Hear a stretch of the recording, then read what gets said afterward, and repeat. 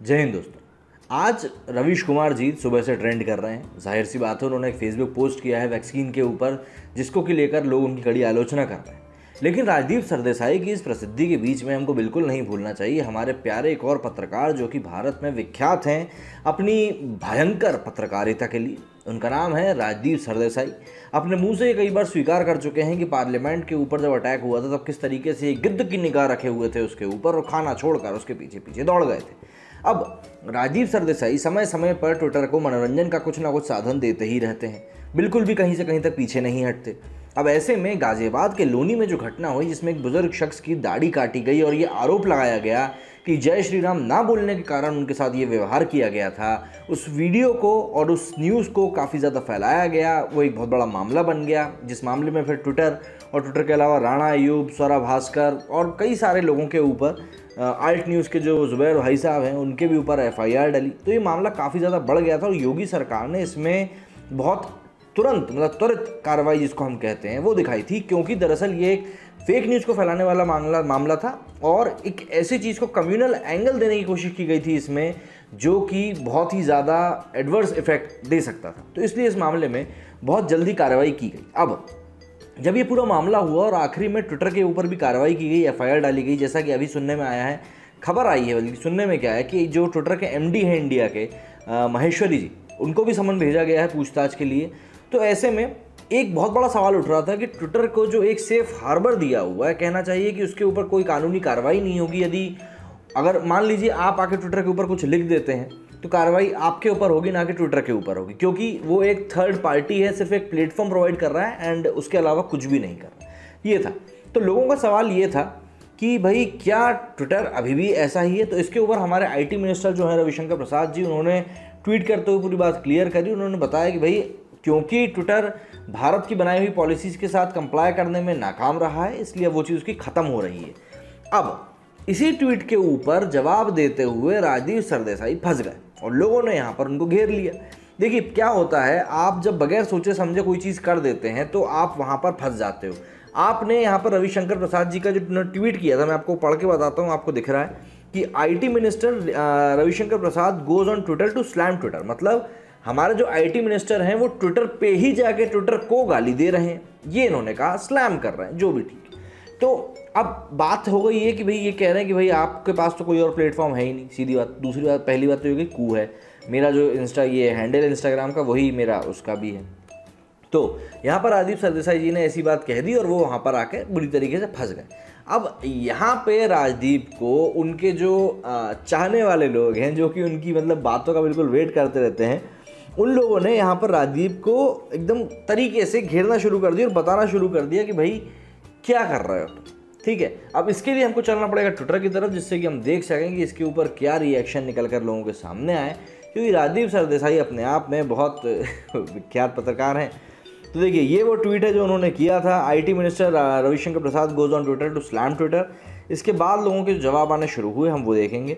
तो सबसे पहले तो सुमेधा लिखती हैं, the announcement debuted Koo app India, although you should be the last person to be surprised, you use Indian platforms to work against India all the time, so why not use Twitter against itself? मतलब सीधी सी बात है। आप इन्होंने कहा है कि राजदीप, तुम भारत के ही संसाधनों का उपयोग भारत के खिलाफ करते हो, तो ट्विटर के संसाधनों का हम क्यों नहीं ट्विटर के खिलाफ इस्तेमाल कर सकते? As simple as that. Deepak लिखते हैं, Rajdeep here find it's funny that Bharat IT minister Ravishankar Prasad gave the social media platform a clear signal of what it's to come. तेरा भी टाइम आने वाला है, सबका टाइम आने वाला है भाई, इसका भी आएगा। सनातनी लिखती हैं, ही डजंट डू दलाली like you to do on Twitter and report to boss, whoever does it reported to them on their face। अब हंस। फ्रीलांसर राइट विंगर लिखते हैं, just like you mock and criticise your own country and its government despite staying here. Bhavik लिखते हैं, but no comment by Rajdeep on the content of the tweets and non compliance of Twitter. दुख तो बहुत हो रहा होगा राजू तेरे को। अब देखो, ये चीज़ भी एक बहुत सही और वैलिड पॉइंट उठाया है यहाँ पर भाविक ने। दरअसल अब बात ये है कि ये जो पूरा मामला था, ये मामला था फेक न्यूज़ को पेडल करने के बारे में, और इस बारे में राजदीप सरदेसाई ने कुछ नहीं बोला। अगर आप इतने एक्टिव हो और आप उस मामले को इतनी तरीके से देख रहे हो, आप देख रहे हो कि रविशंकर प्रसाद ने क्या ट्वीट किया है इस पूरे मामले में, एक ट्वीट आप उसके बारे में भी कर देते। लेकिन क्या है ना, वो एक लॉबी है, उसमें कोई भी आप एक दूसरे के खिलाफ कुछ नहीं बोलता, बस पुश करने का काम करते हैं, nothing apart from that. Josh लिखते हैं, you know what, Arnab is coming with a 4th channel R global. ये सबसे सही है, R global. And what are you doing in the name of journalism, learn good from people even they are younger to you. मतलब रवीश कुमार बोल रहा हूँ, देखिए क्या तो नाम है, जो हमारे अर्नब गोस्वामी जी हैं, उन्होंने एक नया चैनल आर ग्लोबल लॉन्च किया जो कि पूरी वैश्विक मीडिया को कवर करेगा। 120 जर्नलिस्ट की टीम के साथ मैंने उसके ऊपर वीडियो बनाया हुआ है। और जो राजदीप सरदेसाई हैं, ये उनके सीनियर हैं, और बस बात हुई होती है जूनियर आपसे आगे निकल जाता है तो यार दुख तो होता थोड़ा हुआ। कॉलोनल AKS राणा लिखते हैं, isn't it legal notice slapped legally on your house wall in your absence, but then common sense and language is not you cake। मतलब आप जब घर पे नहीं होते हो तब भी आपके घर पे ही तो नोटिस चिपकाया जाता है ना। शाइनिंग स्टार लिखते हैं, similar to you fighting against India, living in India, you are an inspiration. You see, मतलब तुम इंडिया में रहकर इंडिया के खिलाफ लड़ रहे हो, तुम एक इंस्पिरेशन हो, you are an inspiration. Crusader लिखते हैं, perhaps to teach a lesson to Twitter users too, why didn't Twitter went to court just like WhatsApp did, over confidence और to close its shop in India. Einstein लिखते हैं, resignation Prasad will also resign on Twitter. अच्छा जी, ओहो। मोमिता लिखती हैं, alleged Indian journalist pimp swing when I am against India. Swing मतलब होता है थूकना। नंदिनी लिखते हैं, Lallu Lal only Twitter not complying with new IT rules, you people so much overdose with Pappu मूत्र, can't understand where there is problem there only needs to be told ना, me can't go on अंजनाम Kashyap account to condemn you. मतलब मैं अंजनाम कश्यप के account से तो आपको condemn कर नहीं सकती, जहाँ पे जो बात करनी है वहीं करनी पड़ेगी।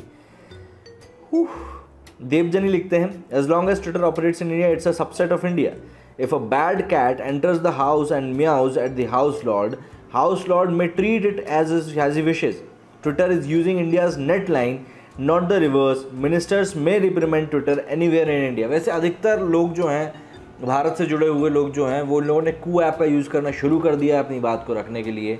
आप लोग भी चाहें तो मुझको वहाँ पर फॉलो कर सकते हैं, it is far better than Twitter. और सबसे बड़ी बात तो यही है कि ट्विटर एक बायस्ड प्लेटफॉर्म है, ये हम लोग कई सारे मौक़ों पर देख चुके हैं किस तरीके से वो लेफ्ट लीनिंग काम करता है, चाहे वो अकाउंट को सस्पेंड करने की बात हो, चाहे और कोई बात हो। हम कंगना रनौत के केस में देख लीजिए, अकाउंट को जिस तरीके से सस्पेंड किया गया, ऐसा नहीं है कि और लोग नहीं है जो हेट्रेड ना फैलाते हो, but still the thing which we are seeing in front of our eyes is that कई सारे ऐसे अकाउंट्स हैं जिनको कि सस्पेंड कर दिया जाता है, और कई सारे ऐसे अकाउंट्स हैं जो कि बहुत कुछ करते हैं उसके बाद भी उनको सस्पेंड नहीं किया जाता। तो ये एक हिपोक्रेसी है जो कि ट्विटर की एक्सपोज हुई है यहाँ पे।